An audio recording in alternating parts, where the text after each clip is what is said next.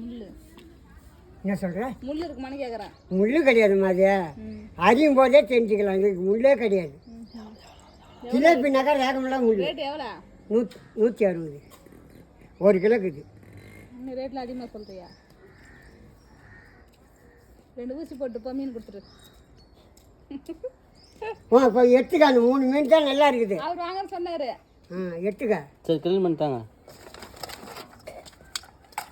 லோக்கண்டை தான் அது. சூப்பராக இருக்கும். முள்ளு இல்லாத்து நல்லா இருக்கும். ஜிலேபின்னா ரேகமெல்லாம் முள்ளு. லோக்கண்டை இது ஜிலேபி இல்லை. வாங்கறியா? கெண்டை தான். வாங்கறியா?